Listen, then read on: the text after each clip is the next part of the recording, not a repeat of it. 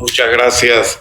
La verdad que agradezco a Otto, a José por la invitación y a todos nuestros amigos centroamericanos y del Caribe que están aquí presentes. La verdad es que cuando se me pidió hablar sobre cadena de valor de los servicios logísticos de Panamá, y sabía yo que venía después de estos caballeros, yo dije, bueno, ¿de qué puedo hablar? Así que, bueno, vamos a hablar de Volver al Futuro. 40 años cumple esta película. Ya yo no he visto las presentaciones de ellos, pero en efecto aquí hemos ido desde 1500, la vocación histórica de nuestro país, como un centro de transbordo, hasta el año 2035. Yo no sé ya ni cuántos sé de lo que hablar. Así que fuimos del pasado al presente y al futuro. Con eso termino mi presentación. No, vamos a subir un poco más ahora ya con mi nuevo rol como director de planificación a nivel nacional. Vamos a ver si nos vamos a unos 35.000 pies de altura. Ellos estuvieron presentando cosas a 10.000 pies de altura. Vamos a partir por lo básico, los basics, que los basics tienen que ver, mi antiguo profesor Michael Porter, sobre competitividad. Ningún país puede ser competitivo en todo. Usualmente son más o menos competitivos en pocas cosas. ¿Y por qué arrancamos por aquí? Porque, en efecto, pues somos un mismo centroamericano, hay algunos países nuestros en el Caribe, pero al final de cuentas cada uno tiene ventajas competitivas diferentes. Y esas ventajas competitivas, nos dice el mismo profesor, dependen de factores como los recursos, el territorio, ubicación geográfica, la conectividad, y también los costos laborales, algunos temas que tienen que ver con educación de la población, etc. Pero también sigue y habla de demanda interna. Demanda interna, nosotros somos un país pequeño, con una población pequeña, y no tenemos esa demanda interna, pero también habla de otro factor que son los clusters. Quiero enfocarme en los clusters, porque de lo que estamos hablando aquí, desde el punto de vista de competitividad en términos de Panamá, es de los clusters que giran alrededor de estos temas, ¿no? Y un cuarto punto que él menciona es la competencia. En la medida en que nosotros logramos atraer suficientes rivales que compitan para que puedan mejorar la calidad y mejorar el precio. Entonces, ahora a esos 35.000 pies de altura vamos a ver ¿cuál es la cadena de valor de los servicios logísticos de Panamá? ¿Cuáles son esos clústeres que están aquí representados y que realmente, con ambos que fueron, él fue presidente de la Cámara Marítima y usted es el actual presidente de la Cámara Marítima, que en efecto en su membresía están la mayoría de los representantes de estos clústeres? Los clústeres, para aquellos que quizás el concepto no lo manejen, son concentraciones geográficas de compañías interconectadas, proveedores de servicios y productores especializados, industrias relacionadas e instituciones asociadas en campos en los que compiten pero que también colaboran. Esto que tenemos nosotros en Panamá, a raíz de esa vocación histórica, es un conglomerado que ha ido evolucionando con el tiempo, que como bien se explicó, apenas hace 30 años nosotros no teníamos ni siquiera, los puertos no estaban en manos nuestras. Así que la mayoría de estos clústeres han sido de evolución recién. Ejemplos de clústeres, para aquellos que quizás no lo conocen, bueno, hay clústeres en todo el mundo de diferentes tipos de industrias y esos clústeres es importante cuando uno los lee y dice, ya entiendo que es un clúster. Ese clúster está funcionando, ¿verdad?, como una comunidad, un ecosistema de empresas que están de alguna manera relacionadas entre sí. Aspectos comunes de los clústeres, y aquí ya empezamos a ver qué es lo que tenemos frente a nosotros. Localización geográfica, hay una cercanía, acumulación de conocimiento, cultura corporativa. Aquí nosotros tenemos empresas que yo hace unos días estuvimos en Corea, en el aeropuerto me encuentro con una de las agencias navieras más grandes de Panamá y del mundo. Interesantemente, nuestra industria se ha globalizado. La mayor cantidad de empresas panameñas operan no solamente en Panamá, sino en otros países. Desarrollo de servicios y proveedores eficientes, mano de obra calificada, y esto es bien interesante. Aquí entre los puertos, entre las zonas francas, se roban el personal de un día para otro. O sea, el gruero de aquí, el gruero de allá. Y la carga también, claro. Pero a lo que me refiero es que dentro de ese ecosistema, ¿verdad? Ahí hay mano de obra calificada, especializada, que ahora mismo es de mucho valor. Alta productividad, innovación, estímulo al emprendimiento, competencia y sinergia que se ha mencionado varias veces. ¿Qué pasa? Todo clúster, al igual que una empresa, tiene ciclos de vida. Y esos ciclos de vida van cambiando con el tiempo, por razones y factores exógenos muchas veces, pero también por falta de acción desde el punto de vista interno. Entonces tenemos, por ejemplo, el clásico, sube el valor, sube la vida del clúster y se duerme. Algunas veces se cae. Se cae porque vino la competencia, se cae porque no innovó con suficiente rapidez. O sea que siempre hay que de alguna manera mantener incentivando y haciendo crecer el clúster. Cuando nosotros, por allá en el año 2000, recibimos el Canal de Panamá, nos dimos cuenta que teníamos un problema de capacidad y empezamos a planificar la ampliación del canal. La ampliación del canal era un do or die, o haces o mueres. Eso en el 2016, cuando se inaugura, fue un salto cualitativo y cuantitativo a todo el conglomerado marítimo panameño, porque aumentó el valor de todo el clúster marítimo y evidentemente benefició al clúster logístico. Entonces revisemos un poco la principal amenaza que enfrentan los clústeres. La principal es la inacción y la complacencia. El quedarse dormido, el quedarse no 1, 2, 10 años sin mejorar, sin ampliar, sin realmente hacer las cosas que tienen que hacerse. No responder a los cambios del entorno. Aquí se ha hablado de que el entorno ha venido cambiando. Créanme que aquí no hay cisnes negros en esta industria. Aquí se puede ver lo que viene con muchos años de antelación. ¿Por qué? Porque las infraestructuras toman tiempo en construirse y los buques también. Así que nosotros podemos estar analizando lo que va a pasar con 5 o 10 años de antelación. Aquí fenómenos como el del presidente Trump y los aranceles también eran fáciles de predecir desde ver el primer periodo. Así que era una cuestión en donde se podía hacer ese tipo de análisis inteligente. Otro fenómeno, otro problema que amenaza a los clústeres, no innovar, dejarse llevar por esa inercia. Y no ha pasado nada. Y yo estoy seguro que en muchos de sus países esto lo ven en clústeres de otro tipo, en clústeres de producción, en donde definitivamente también afecta el desempeño de la economía. Asumir que las ventajas competitivas son absolutas y permanentes, señores. Ese es uno de los problemas más graves de los clústeres. Se piensa, ok, ahí están los famosos casos que todo el mundo conoce de Kodak, de los relojes suizos, de todo lo que eventualmente fue reemplazado en blockbusters, todas esas industrias que todo el mundo sabe que vinieron, no se innovaron suficientemente rápido y murieron. Ojo, el último punto es clave: obstaculizar la entrada de nuevos jugadores.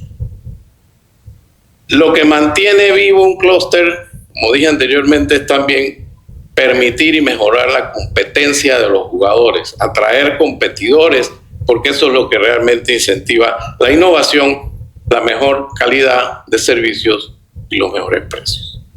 Ese hay que ponerle el ojo. En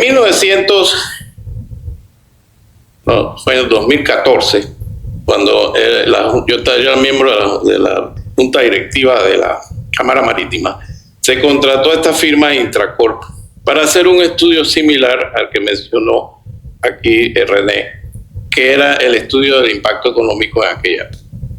Ese estudio incluyó un análisis del encadenamiento que había en los diferentes elementos del clúster.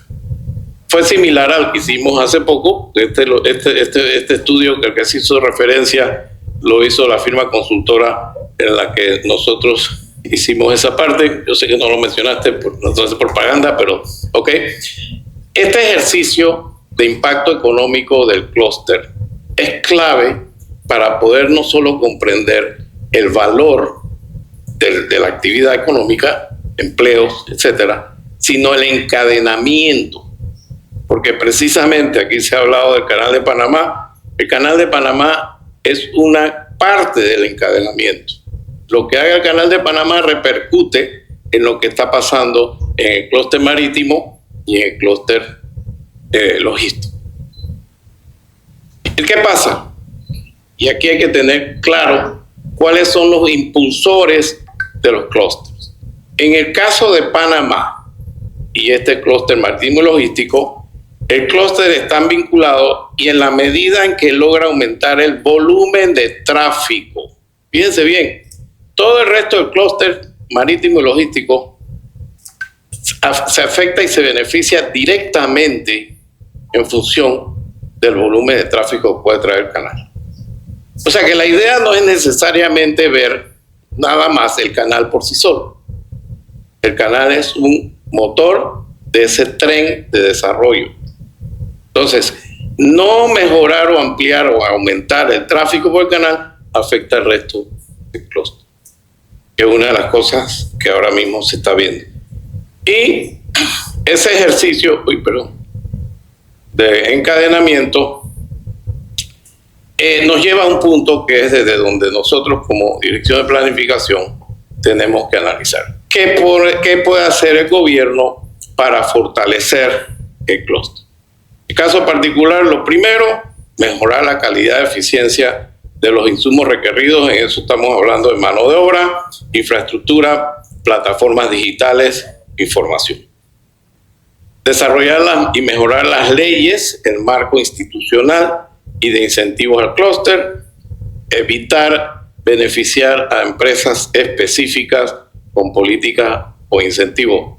Ese es uno de las tentaciones que siempre existen y hay que evitarlas, y es darle a unos más que otros. Tiene que haber un level playing field, o sea, un campo en donde todos estén en igualdad de condiciones.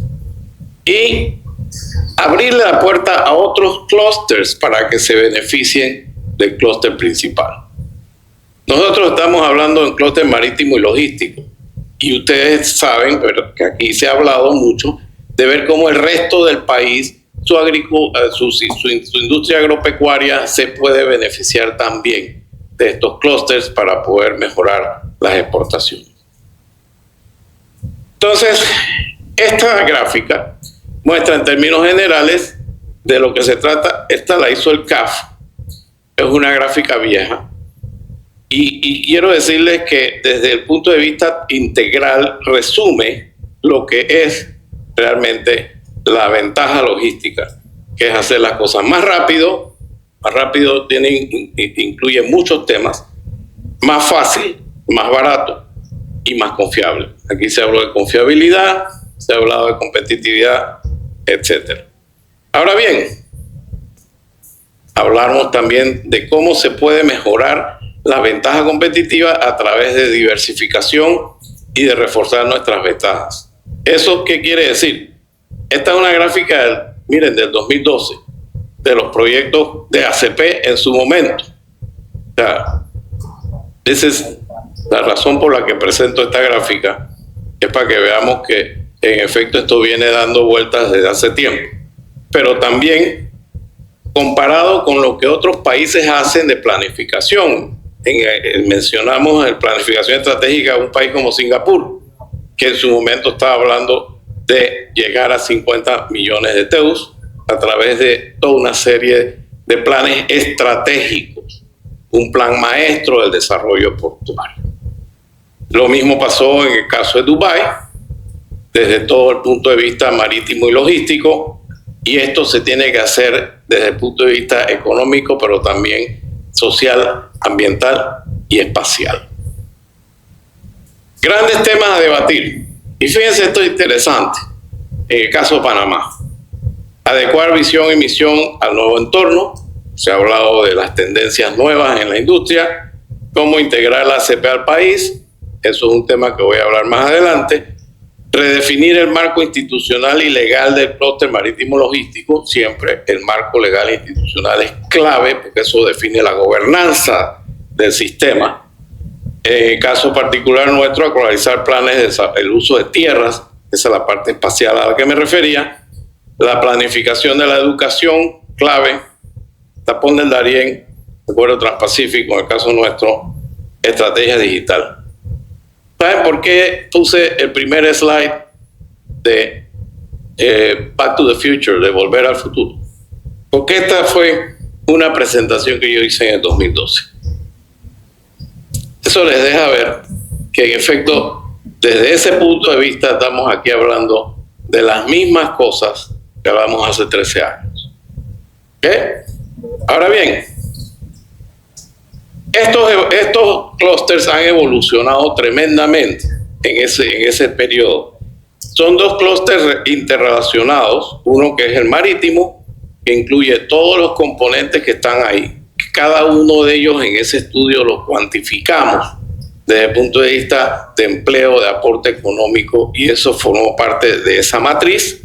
El clúster de transbordo, que mencionó muy bien aquí Rommel, que es el tema del canal seco, el clúster logístico.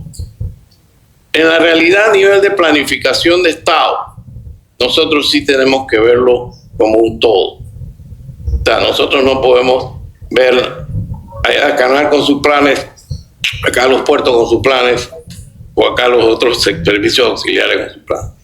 En la realidad están todos entrelazados. Y cuando hicimos ese estudio, que ya mencionaron los datos y no los voy a repetir, lo más importante es que si podemos ver el crecimiento de los aportes económicos del canal, ¿verdad? Pero cuando nosotros analizamos estas interrelaciones, que es las interrelaciones que están detrás del estudio más reciente que hicimos, lo que podemos ver es que los multiplicadores que hay a lo largo del clúster, ¿verdad?, son los que realmente llevan a ese 30% de impacto económico. Todo está interrelacionado. Aquí nosotros, cuando el canal sube precio, sí, mejora los aportes como los vimos, pero si de repente se reduce la cantidad de tránsito, está afectando el resto del sector marítimo. Porque el resto del sector marítimo, que forma parte del clúster marítimo, con sus servicios marítimos auxiliares, deja entonces de percibir porque ya no tiene los buques que estaban llegando antes. Lo mismo pasa igual con el resto del conglomerado. Entonces, volvemos a algo importante. En esa cronología de hitos, yo sé que algunos no lo pueden leer, yo he remarcado 3 en verde, porque para mí fueron momentos importantes de la historia. El que tiene que ver con el momento de la transferencia del canal. En aquella instancia nosotros hicimos nuestro primer estudio de cómo podía crecer y diversificarse el canal de Panamá. Año 2000. Hace 25 años se hicieron los primeros estudios de diversificación de actividad económica del canal. En el 2012 fue cuando empezamos a hablar y desarrollar los proyectos como Colosal, como el gasoducto, todo el tema del transbordo. No solamente estábamos hablando de transbordo, estamos el tema también de hacer un centro de distribución de gas, porque veíamos el movimiento de los buques a gas natural y decíamos, bueno, aquí hay un centro, se puede hacer un centro de abastecimiento de gas. Y finalmente el último, que es ahora un plan nuevamente que hace la ACP. ¿Y por qué digo to be continued? Porque en la realidad aquí sencillamente todo es una película que continúa. Pero lo que sí tenemos nosotros que comprender es que el canal sí es el motor del clúster marítimo, Pero ese clúster marítimo es el motor del clúster logístico. Y en la realidad el clúster logístico nuestro es el motor del crecimiento y desarrollo del país. Esa integración de todos los diferentes elementos de este clúster es la que nos toca planificar y llevar adelante desde un punto de vista integral. Entonces, yo creo que con eso, time is up. Time is up, sí, pero nada más quería mostrar algo que hicimos en el 2014, porque siempre quisimos hablar de ser el Singapur de las Américas. Y en esa época hicimos un análisis del PIB de Singapur, y ahí pueden ver el PIB de Singapur en el 2014 y el PIB de Panamá, y la brecha eran 263 billones de dólares.